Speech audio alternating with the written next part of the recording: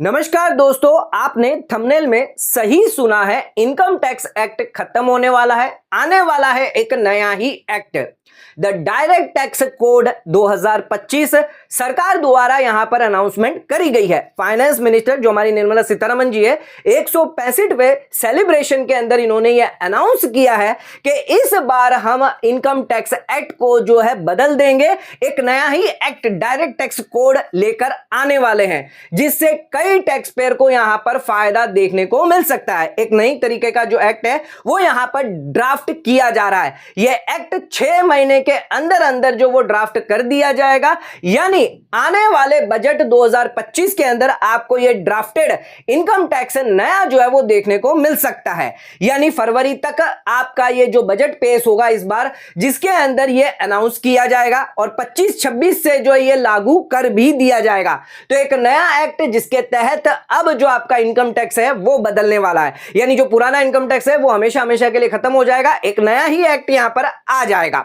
निर्मला सीतारमण जी द्वारा जो इंटरव्यू दिया गया है, आइए इसके बारे में पहले सुन लेते हैं। निर्मला सीतारमण जी इस इंटरव्यू में उन्होंने क्या कहा है, इसके बाद डिस्कशन करते हैं कि इस एक्ट के अंदर क्या क्या बदलाव चेंजेस देखने को मिलेंगे, क्या फायदा आपको होने वाला है, क्या बेनिफिट आपको मिलने वाला है इस एक्ट से, इसके बारे में जानते हैं और इसकी थोड़ी सी हिस्ट्री जानते हैं डायरेक्ट टैक्स कोड के बारे में।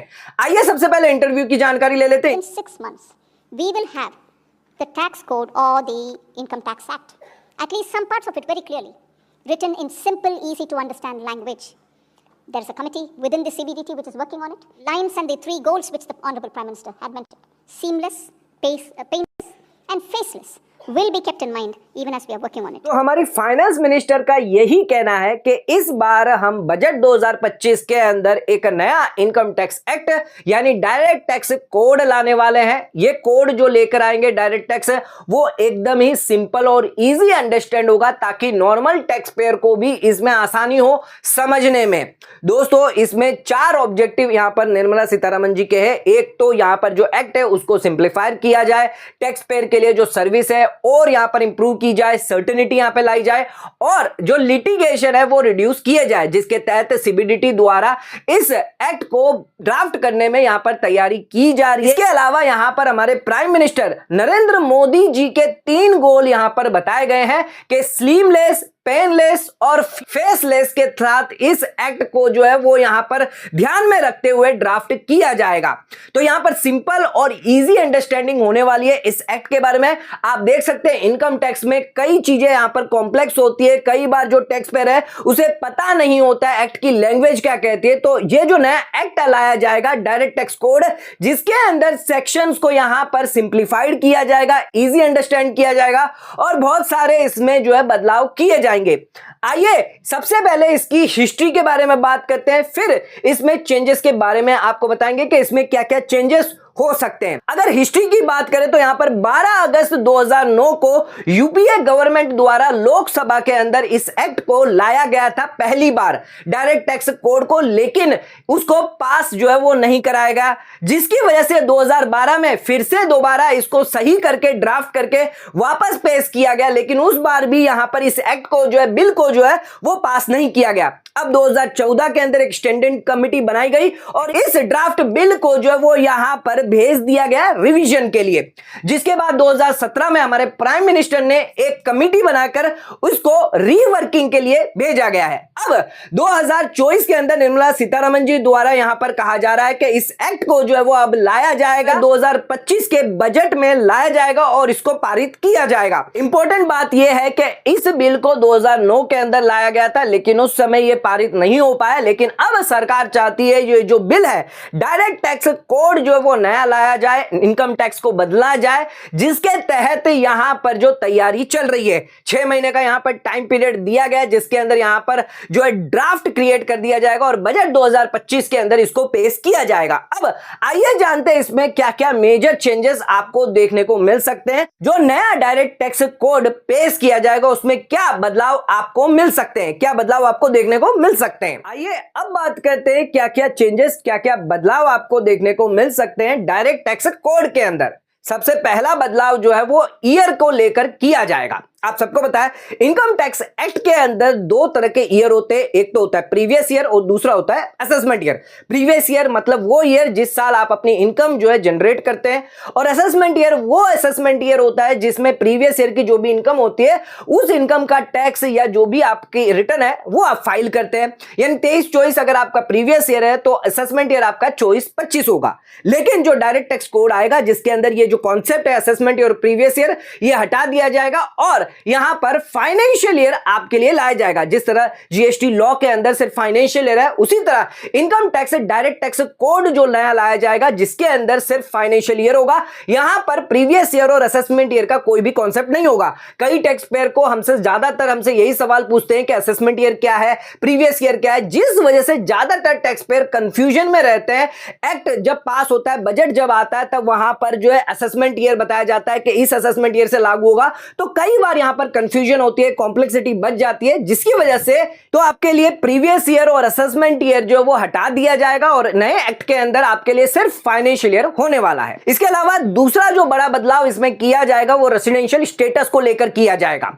इनकम टैक्स एक्ट के अंदर 3 कैटेगरी होती है रेसिडेंशियल स्टेटस की। पहली कैटेगरी, अगर आप रेसिडेंट है तो उस केस में रेसिडेंट विथ ऑर्डिनरी रेसिडेंट है, या रेसिडेंट है विथ नॉट ऑर्डिनरी रेसिडेंट, या फिर आप नॉन रेसिडेंट है। लेकिन डायरेक्ट टैक्स कोड के अंदर यहां पर ऑर्डिनरी और नॉट ऑर्डिनरी रेसिडेंट नहीं होगा। यहां पर 2 ही कैटेगरी रखी जाएगी, एक तो रेसिडेंट और दूसरी होगी नॉन रेसिडेंट। तो ध्यान रखिएगा डायरेक्ट टैक्स कोड के अंदर जो वो सिंप्लीफाइड यहां पर किया जाएगा। इसके अलावा जो इनकम है वो कैटेगराइज नहीं की गई है इनकम टैक्स एक्ट 1961 के अंदर, लेकिन डायरेक्ट टैक्स कोड के अंदर इसको भी कैटेगराइज किया जाएगा। आपकी स्पेशल इनकम कौन सी होगी, अदर देन स्पेशल इनकम कौन सी होगी, वो भी कैटेगराइज की जाएगी।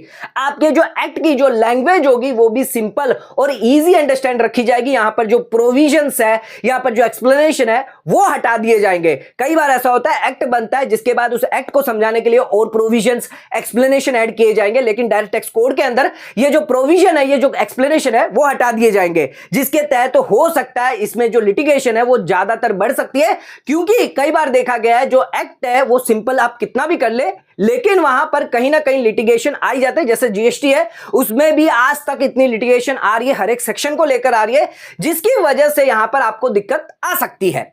अब इसके अलावा यहां पर ये जो टैक्स बेस है, अभी फिलहाल 1% जो लोग हैं वो टैक्स पे कर रहे हैं। सरकार चाहती है यहां पर 7.5% तक लोग आ जाए जहां पर वो टैक्स पे करे, यानी 7.5 गुना जो है टैक्स बढ़ाने का यहां पर जो है तैयारी चल रही है, जिसके तहत एग्रीकल्चर इनकम हो गई, अदर सोर्सेस की इनकम है उनको बढ़ाया जाएगा और कैपिटल गेन को भी टैक्स में लाया जाएगा। एग्जम्पशन जो दिया जा रहा है वो एग्जम्पशन हटा दिया जाएगा और कैपिटल गेन पर भी टैक्स लगाया जाएगा, उसमें भी यहां पर जो है चेंजेस किए जाएंगे। तो यहां पर जो बदलाव किया जाएगा इनकम को लेकर। इसके अलावा जो इनकम्स हैं उन पर टीडीएस भी, ज्यादातर जो इनकम्स हैं उन पर टीडीएस लागू नहीं है, तो उन पर भी जो है टीडीएस के दायरे में लाया जाएगा और टीडीएस की जो रेट है वो यहां पर सिंप्लीफाइड कर दी जाएगी, कम कर दी जाएगी। हालांकि आप देख रहे हैं इस बार बजट 2024 के अंदर 5% से कुछ टीडीएस की रेट कम करके 2% कर दी गई है। इसी तरह जो है यहां पर किया जाएगा। इसके अलावा बात करते हैं ट्रिपल ई का बेनिफिट लाया जाएगा। जानते हैं सुकन्या समृद्धि योजना के अंदर अगर आप इन्वेस्टमेंट करते हैं तो भी आपका एग्जेम्प्ट है पैसा, अगर आपको इंटरेस्ट मिलता है वो भी आपकी इनकम एग्जेम्प्ट है, और अगर आप विड्रॉ करते हैं तो भी आपके लिए एग्जेम्प्ट है, यानी ट्रिपल ई का बेनिफिट होगा। तो यहां पर डायरेक्ट टैक्स कोड में भी ये जो कॉन्सेप्ट है ट्रिपल ई का वो लाया जाएगा। आपके जो डिडक्शन है, एग्जम्पशन है, इंसेंटिव्स है वो अब आपको डायरेक्ट टैक्स कोड में नहीं दिए जाएंगे, यानी जो ओल्ड रिजिम है जिसके अंदर डिडक्शन, एग्जम्पशन, इंसेंटिव्स मिलते हैं वो हटा दिया जाएगा। यानी एक चैप्टर जो पूरा डिडक्शन का चैप्टर 6 वो पूरा का पूरा यहां पर रिमूव कर दिया जाएगा। इनकम टैक्स एक्ट की बात करें तो वहां पर 23 चैप्टर है, 298 सेक्शन है, जबकि डायरेक्ट टैक्स कोड के अंदर आपके 22 ही चैप्टर होने वाले हैं, 319 क्लॉजेस होने वाले हैं और 22 शेड्यूल के साथ ये डायरेक्ट टैक्स जो है वो लॉन्च किया जाएगा। इसके अलावा जो कंपनी के टैक्स रेट है वो भी सेम कर दिए जाएंगे। जो फॉरेन कंपनी है, कंपनी डोमेस्टिक कंपनी है, उन सभी के जो टैक्स रेट है वो सेम कर दिया जाएगा। इसके अलावा जो कास्केडिंग इफेक्ट है उसको भी रिमूव कर दिया जाएगा। सेक्शन 50C और सेक्शन 56(2)(10) के अंदर आपको पता होगा अगर सर्कल रेट के अंदर अगर आप प्रॉपर्टी बेचते हैं तो उसके इसमें सेलर और बायर दोनों को ही टैक्स लगता है। तो सरकार इस चीज को समझ चुके हैं, तो कास्केडिंग इफेक्ट भी जो यहां पर नलीफाई कर दी जाएगी। डायरेक्ट टैक्स कोड के अंदर आपको कास्केडिंग इफेक्ट भी देखने को नहीं मिलेगी। 417 पेज का ये जो डायरेक्ट टैक्स कोड जो है वो 2010 का था, अब यहां पर जो बदल के वो लाया जाएगा, जिसके तहत एक नया एक्ट, एक नए बिल के साथ यहां पर सरकार लाने वाली है। तो बहुत सारे चेंजेस जो वो आपको देखने को मिलेंगे। अब सवाल यह आता है, क्या हमको डायरेक्ट टैक्स कोड 2010 का रिफर करना चाहिए या नहीं करना चाहिए? तो कई लोग जो है वो जल्द से जल्द अभी डायरेक्ट टैक्स का जो 2010 का बिल है वो रिफर करने लग जाएंगे। तो दोस्तों आपको ऐसा नहीं करना है। ध्यान रखिएगा, 2010 में और 2024 में बहुत अंतर है, बहुत सारे अमेंडमेंट चेंजेस किए गए हैं, जिसकी वजह से अब जो नया बिल ड्राफ्ट होगा, जब पेश किया जाएगा तभी हमें उसको रिफर करना है। फिलहाल अभी हमें 2010 का जो डायरेक्ट टैक्स कोड है उसे रिफर नहीं करना है।